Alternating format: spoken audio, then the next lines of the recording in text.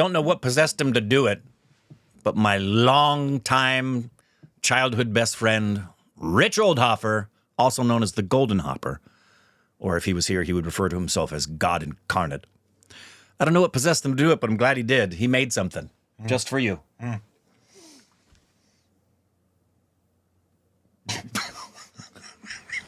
Apparently, this is something Rich thinks that Corbin would say to me. I did not make that. I just want that. That was made by a German, Rich Oldhofer. I did not make that.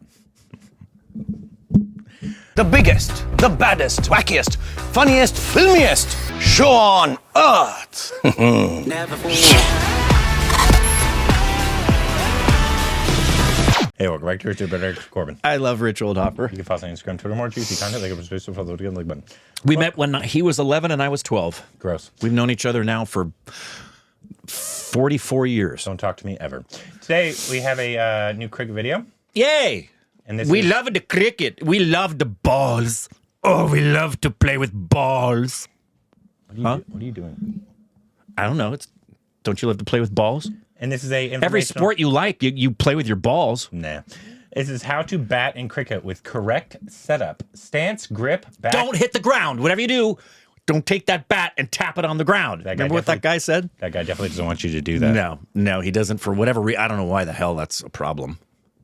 Yeah, it seems like that's like a weird... It's a weird thing. It's like saying when you get up to the plate to hit, don't tap the plate. Why? In this one, former Indian first-class cricketer Raj Chowdhury gives a masterclass on a basketball court, including the stance. He's touching the ground and backlift. He doesn't know facing cricket. Pace and spin bowling. He just did that. Let's go. Okay. That's something. Sound level went from 5 to 90. Thanks, California. That's now against the law in streaming. See that? What is? To bump up sound? For commercials, they can no longer bump up the sound. It's illegal now. Good. There could be a couple of things going wrong, but the guy behind him looks tired.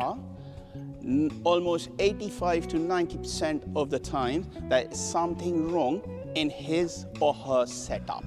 Setup means your grip, stance, and backlift. Okay, so first thing, if the red line is a popping crease, now the first thing I need to make sure is my feet are in line in my stance. Okay. Now, I don't want to be crossed like that, because if I'm here, I'm emailing, texting, faxing the bowler that I will not be able to play balls on middle and leg stump. At the same time, if I do that, it's the opposite, right? Then I'm telling the bowler that his main channel I can't play. Okay, so I got to get a balance. And the balance is to make sure that my feet are in line so that my head is in line and the shoulders in line with the stumps at the non-striker's end. Now, I'll take examples of two players, and if you go and watch them, one is a current player, one is an ex-player, but both come from the same place in India, Karnataka. And one is Rahul Dravid and one is KL Rahul, the current Indian player. And if you see them in their stance, constantly they keep this. Yeah, I see that from a lot of batters. Non-striker end stumps. So why they do it is from this position, when the ball is being released and they move to the ball, that shoulder goes in line with the bowler. If the shoulder is locked up too early, when it goes, the shoulder starts going to mid off, which you don't want. So it's really important in your setup that your feet are in line, head, shoulder, towards stumps at the non-striker end. His backhand's barely... After that comes the grip. Gripping it. Now, the top hand grip is important, but more important is the bottom hand grip. So what we need with the bottom hand grip is a V, which sits between the outside edge of the bat and the splice of the handle. So this is the V we're talking about. Now, if my grip is right, when I turn the bat handle or bat face, that handle will be in line with my forearm. If the grip turns and I turn it, now see where the handle is in relation to my forearm. It cannot happen. Okay, the moment that happens, this side loads up, bottom hand loads up, shoulder go upward that way, bat face closes, disaster happens. Now, top players won't get into this shape, but they will still close the face, they'll go a bit legs offside of the ball, head will tilt, they will play at balls outside of stump, which normally they would have left alone. Okay, so it's really important to get this stance spot and the grip right. And then I have an analogy, you might like it, you might not like it, which is the left hand on my top hand is the butcher's hand. Okay, so I hold it really tight. The bottom hand is a painter's hand. You don't I like that analogy. holding a brush like that. Love analogies. So I you love know how analogies. It's one of my favorite ways to light learn the painter's brush is and head. teach. So It's- bottom analogies hand are great. is light, The butcher top and the hand painter. is tight, I was noticing that the about his- ideal grip. The other hand is it's the like Yeah, it's barely very touching. light. between the butcher and the painter. I love What that. that helps to do is to control the bat with the top hand, and the bottom hand then works as a guide to when we want to open the face, when we want to drop the ball. On the leg side, we can come, the bottom hand comes into play a bit more when we are trying to access mid-on, mid-wicket, wideish mid-wicket.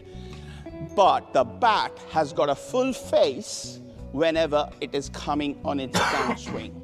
The bat has got full access to the ball. The bat face is not closing. I'm not playing with a stump. And I'm not mom played with only my stump. accessing wideish mid-on to mid-wicket. I can play all round the wicket. Now, if my grip is right, it's quite easy to pick the bat up right, because what we need to do is just cock the top hand wrist to make sure that the bat gets the blessing of God here and then comes down. Now, Is that it's what we call really that? The blessing of important God? this bat going up here, because what it does is See, it gives any former me baseball player never has the that. ability Never, to ever. do quite a few things. It's always So different say, here. I can Yeah, the hit mechanics ball, are so different. Time the ball well, which means the ball will go hard. Secondly, it allows me to play the ball on merit, which means that I can play the ball according to the length, according to the pace, according to the movement, where Right, make your I decision want to. which way you wanna I'm go. not at mercy of the bowler and go into his area and do that. Because if I don't pick the bat up, and I make no heel contact, I'm going to go and do that. I'm going to go hard hands, I'm going to nick off. I'm going to have no balance, no control. So it's really important that when I pick the bat up, right, so I'm going in this position or this position. Does So the everybody bat think that way? Up.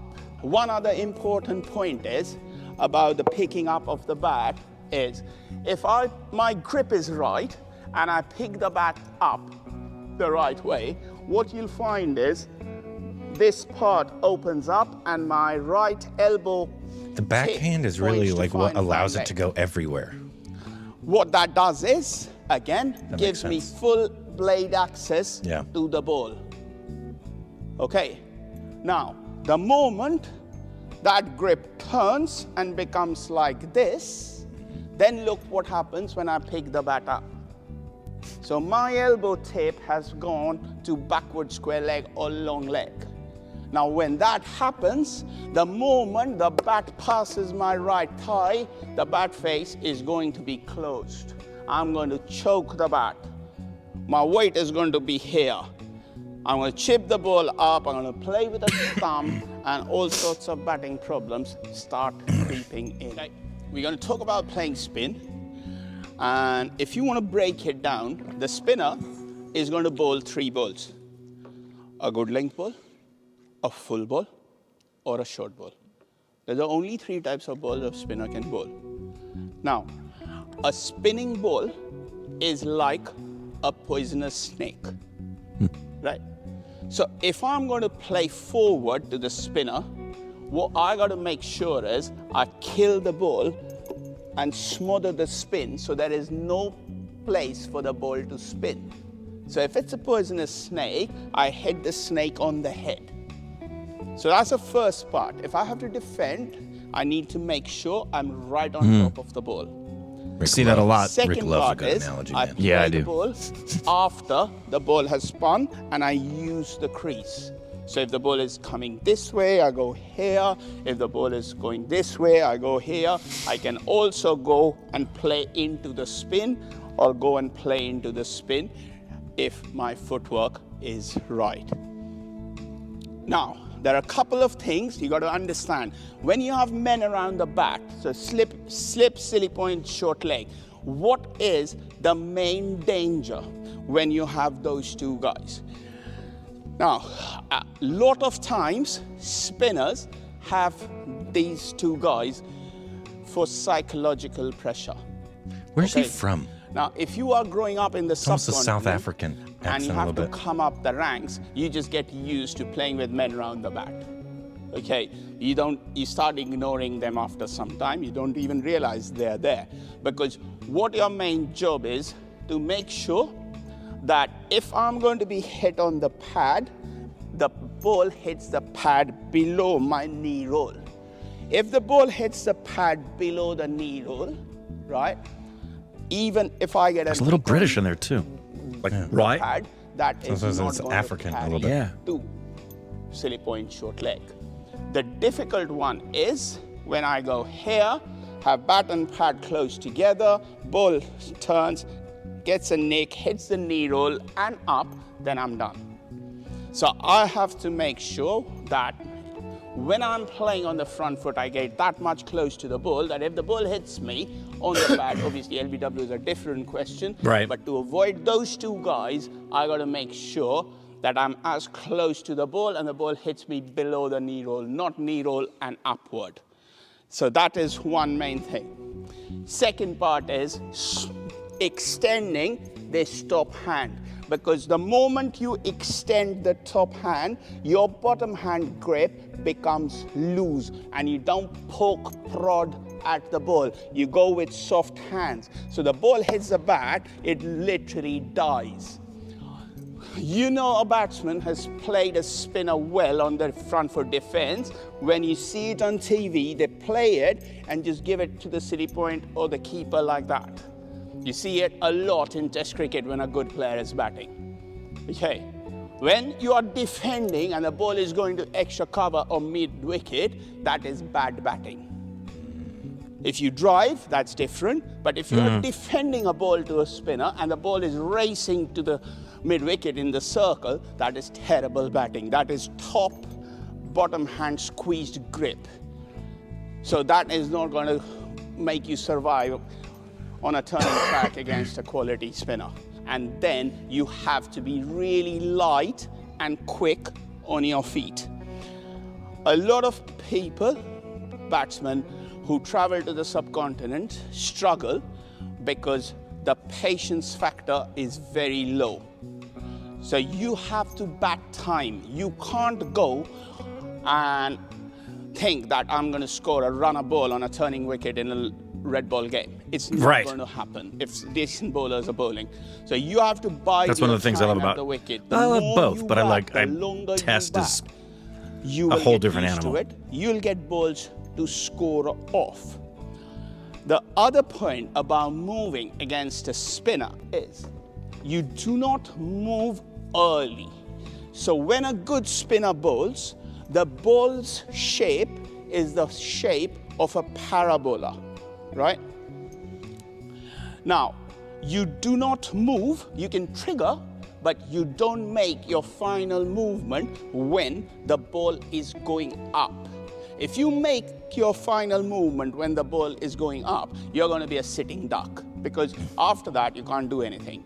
So you have to wait till the ball has reached its peak and about to drop to make the correct movement late and quick once you have judged the huge difference between that and baseball. That is how you go about playing spin. One thing that makes playing spin quite difficult nowadays compared to previously is the advent of the DRS.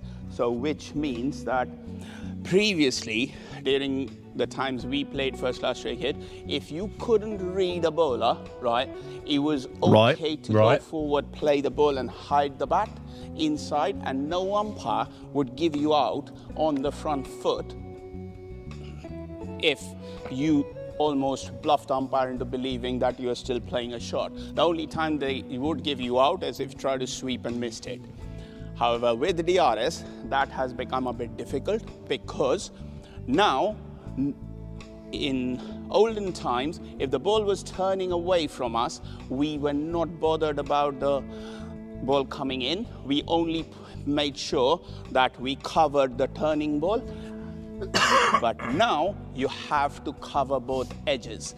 So which means a lot of people are staying leg side of the ball to make sure that they don't get hit on the pads. So that's something which has crept into the art of batting over the last few years, especially after the advent of the DRS. Now, how can you practice that? There's a way to practice that as well. So what you got to do is, if you have got access to a coir matting wicket or a surface where the ball grips and turns, you can bat on that with a newish ball where someone is throwing spin where the ball is spinning, and you have to play without your front pad. If you do that, that's a very common practice in India, by the way. If you do that, what happens is this movement becomes really quick, and this shortening of the front foot becomes quick, because if someone is throwing spin hard at you, you're not going to go to defend. Yeah, you're get hit on your knee. You're going to try to move and simple. not get hit by it. So that's your defense mechanism kicking in, and then makes your footwork really quick towards the ball or coming in here and playing the ball. So this is what can be done to negate the DRS, as well as playing the ball a bit more in front, which we all used to do initially. We never played bat and pad together. We played bat in front, which again helps to negate DRS. I think this guy has a PhD in batting. That when you land your front toe, you need to make sure that the toe is open and not. Forgive me if I disrespected him by referring to him that way. In the description below. Also, tap or click the end screen for the masterclass I filmed with Raj on playing off the front and back foot as a batter, and I cannot wait to see you over there. Man. Dang, yeah. I can see why he can teach a masterclass. No joke. That's yeah. Yeah, the first thing that really struck me was the looseness of his backhand. Right. I love the butcher painter analogy. Yeah, because like when we do it, even though we try to you can have some loose hands as you're getting ready, but when you go to swing, both hands are going to be equally, unless you're bunting. Yeah. Both hands are going to be firm on the back. Having the top hand so loose allows it to go whichever direction. Sure. That's why you need to go. I'm wondering, because he said with a spinner and a spin ball coming to you, he was teaching to not commit to your swing until you see the ball out of the hand and it's coming, and you have kind of a read on what the ball is going to be. Obviously, you have to be highly skilled to determine but when it's released, if it's going to be short, mid, or long. However, are there bowlers that are both spinners and they bowl for speed? And I ask that solely because my frame of reference, like most Americans, is going to be from the frame of reference of baseball. And you cannot wait for the pitcher to release the ball. You must start your swing before the ball comes. You adjust, but and sometimes the gamble doesn't pay off. You have to look for your pitch. You have to get. It's part of the great, wonderful thing about the batting is that you have to guess is what's going to be coming at me. Is it going to be a breaking ball? Is it going to be a fastball? Is it going to be up and in? Is it going to be down and away? And it's this guessing game. If you wait to start your swing after the ball's released, even if it's an 85-mile-an-hour breaking ball, you're going to be way too late. You'll watch every single time somebody pitches, a hitter is going to start their swing before the ball is released. And I obviously think if you could spin and throw hard, you'd kill people waiting for you if you're throwing it, you know, 85, 90 miles an hour in there. 100%. That was really informative. Yeah. Oh my goodness. Like he just, I could see the charts. You know, when Tony Stark is looking at his stuff and he's doing this on the computer in front of him in the air. Yeah. Suddenly, as he was talking, I saw that all around him and I thought, oh my goodness, the amount of information that's available here to bat and what you can and can't do is in all directions, up and down. I mean, he's getting into even the line of the handle up the arm and what the space should be in here. Wild. I mean, just. Born and raised in London City. I don't know what London City is. It's the heart of London. Is that? Yeah. But I've never heard it called that. I know. It's usually called just London. London. Unless you guys tell me.